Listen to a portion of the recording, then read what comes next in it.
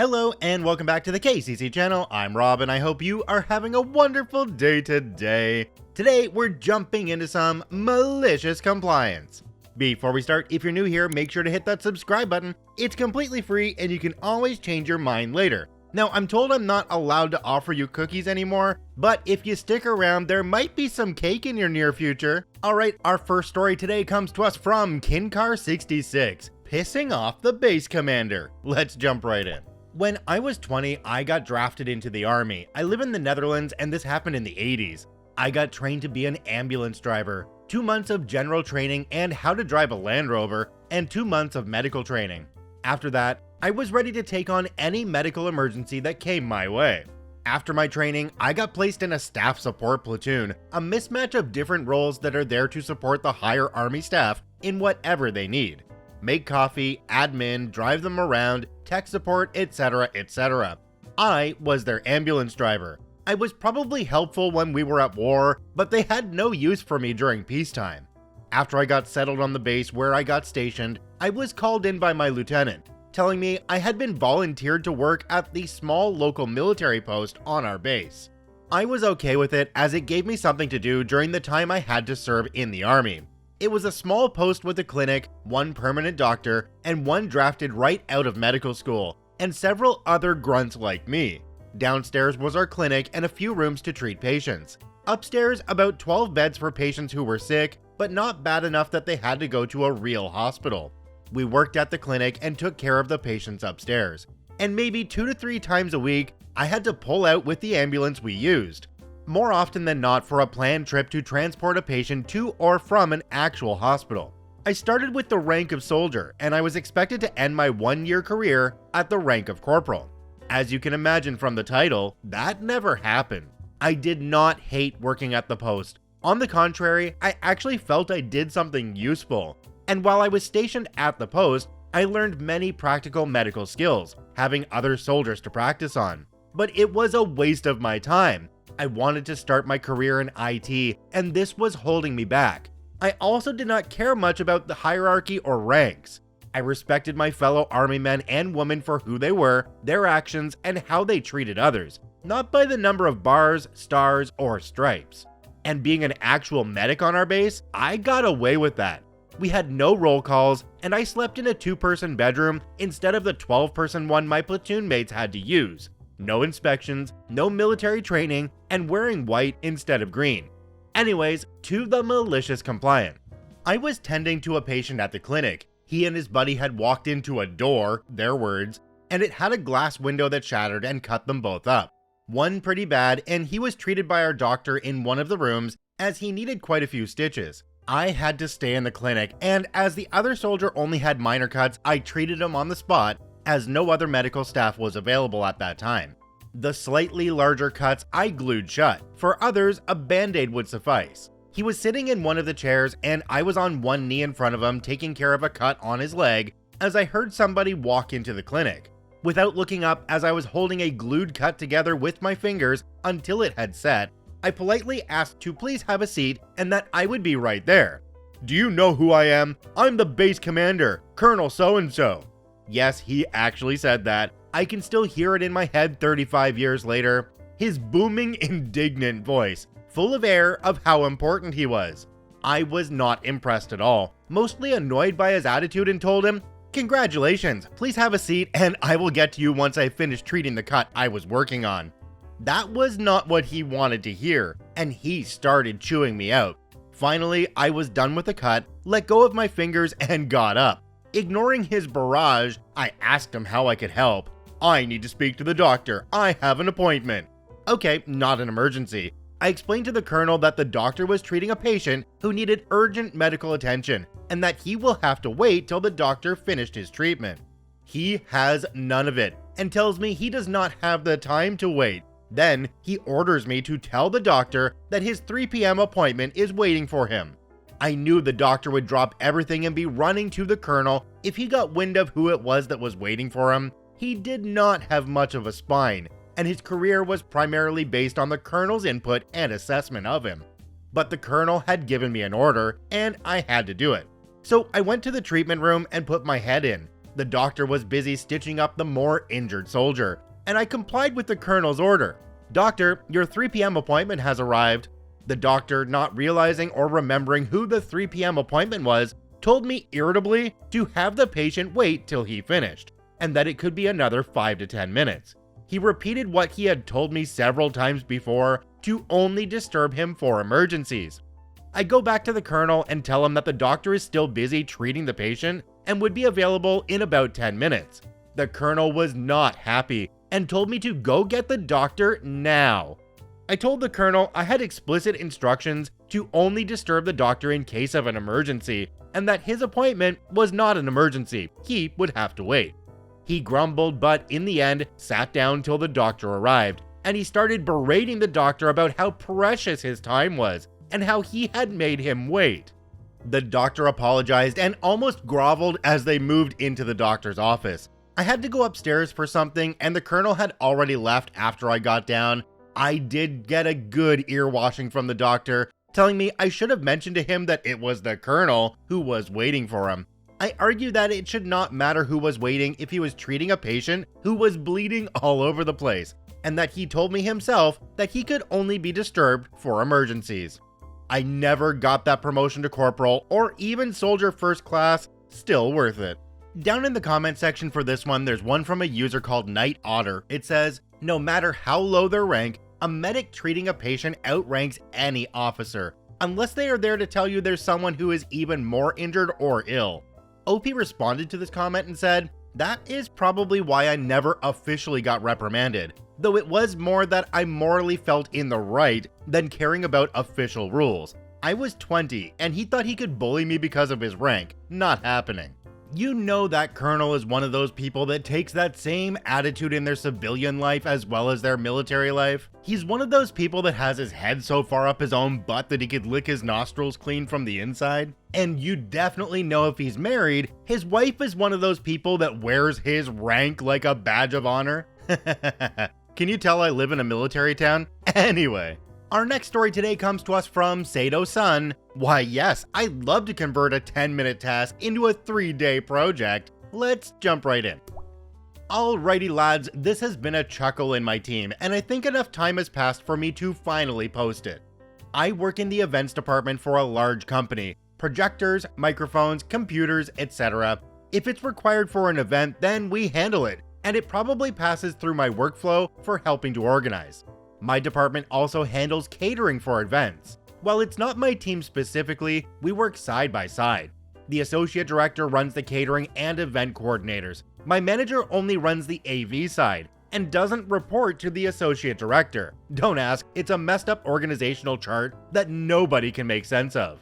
Despite not being specifically part of my job description, I also do the technical side of getting new staff members online within our system, getting their staff account created, and also getting Teams and OneDrive online on their mobile so they can see all their paperwork. And the reason why I am happy to do this is because with the catering team being a revolving door of staff, normal in my industry, getting them online needs to be done immediately and fast. You can go to the greater IT team to do this, but you can be waiting days for them to get it done. Whereas I can do it within 5 to 10 minutes with them. And staff that aren't online on our system can't work. H&S forms are part of this setup. Therefore, they wouldn't be able to complete the assigned shift. And IT won't touch the request until they show up for their first shift, at which point you then wait days for them to get onto it. See the flawed logic here?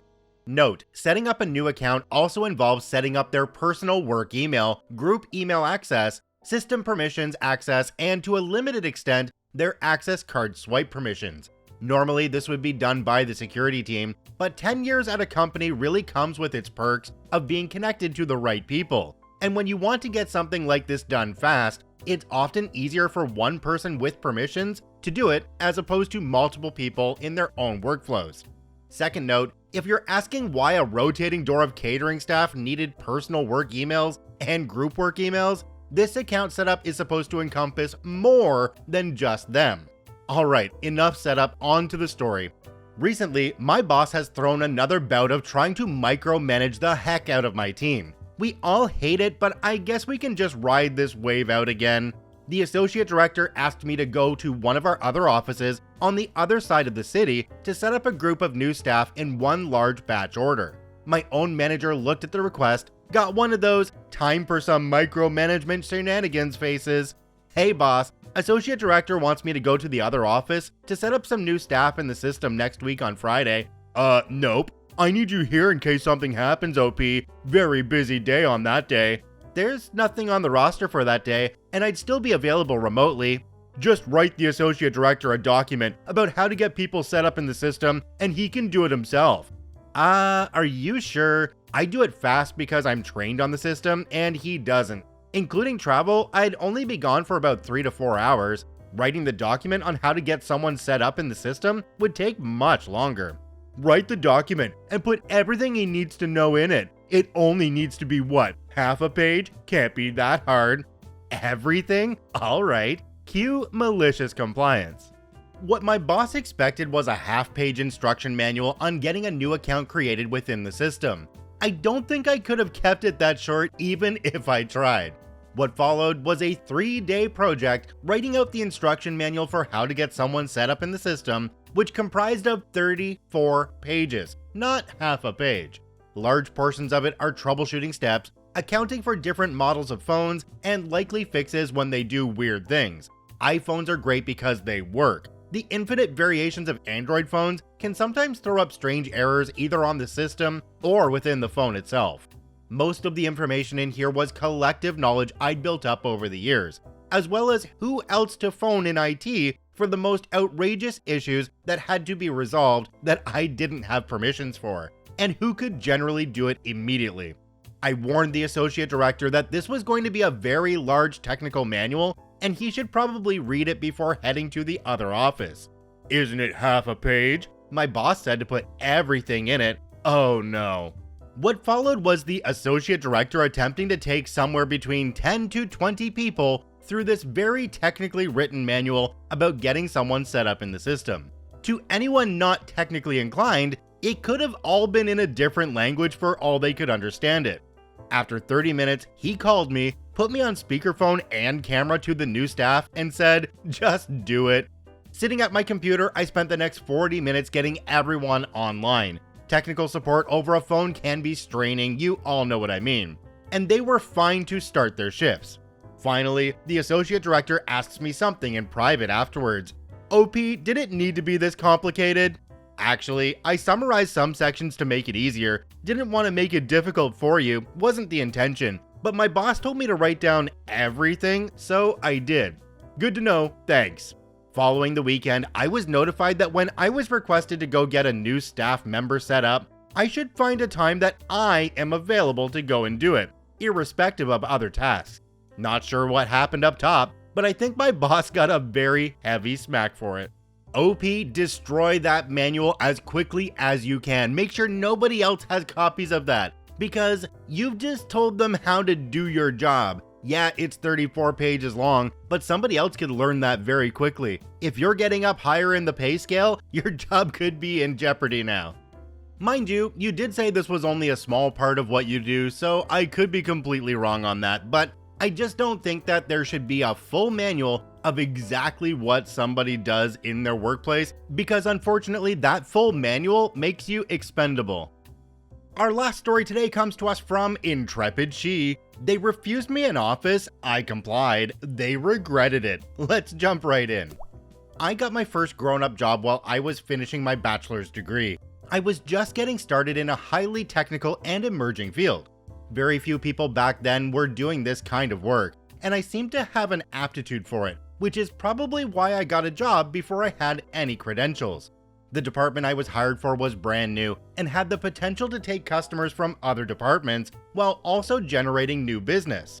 Interestingly, the other departments had been offered the opportunity to start the service themselves but refused, even actively trying to prevent it from happening.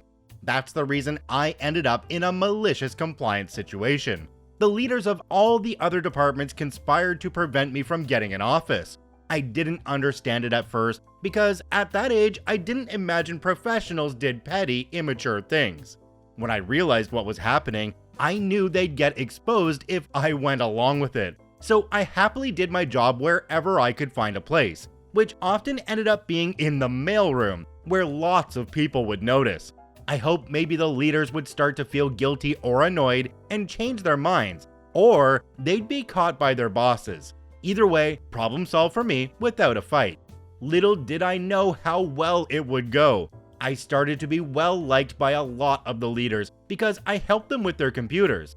There was one leader who still inexplicably hated me. I never spoke with him, not even one word, but he continued to insist I did not need an office. I wasn't even the level of a secretary, according to him, which I took to be a dig at my lack of a degree. I heard about him saying that from a friend who was in the meeting when they talked about changing their minds. It's too bad for them they didn't change their minds, because the president came through the mailroom multiple times and finally stopped, clearly annoyed. "Why don't you work in your office?"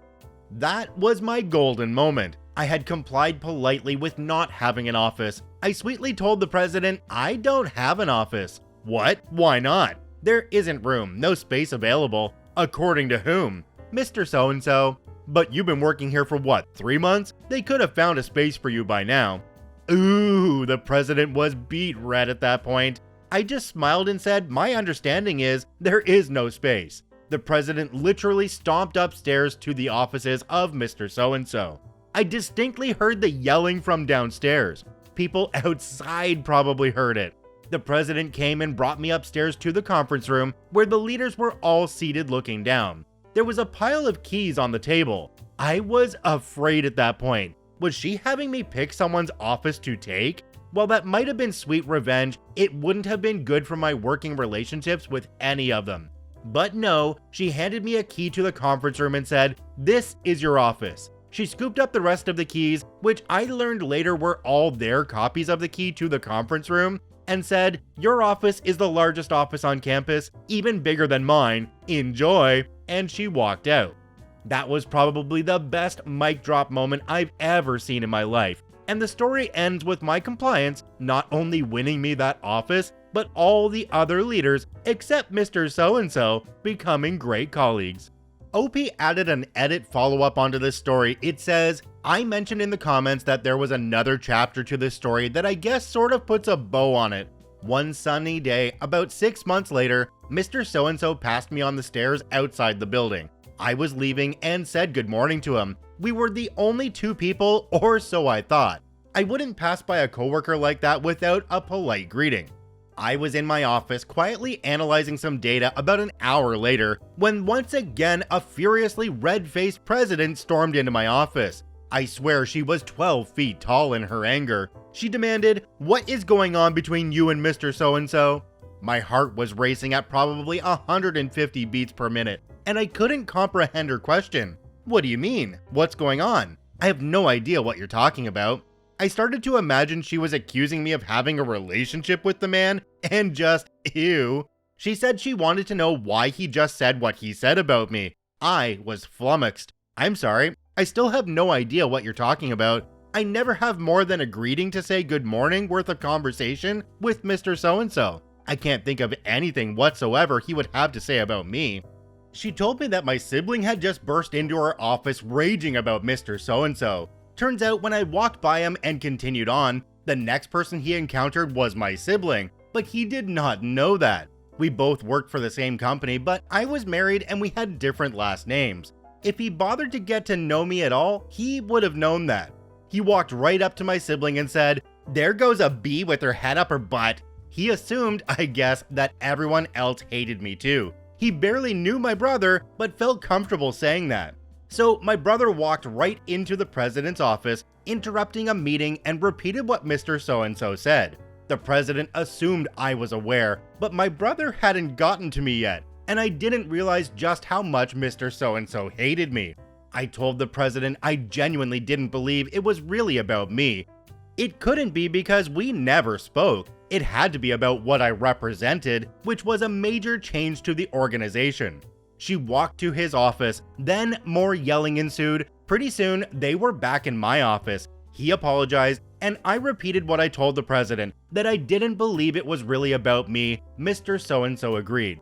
Later on, I had a project with him, and he started to trust me. we ended up being able to work together with no further issues. Jumping down to the comment section on this one, there's one from a user called Bartronicon. I don't know if I'd be calling any of them leaders. Leadership and management are two very different things. OP responded and said, right, such a great point.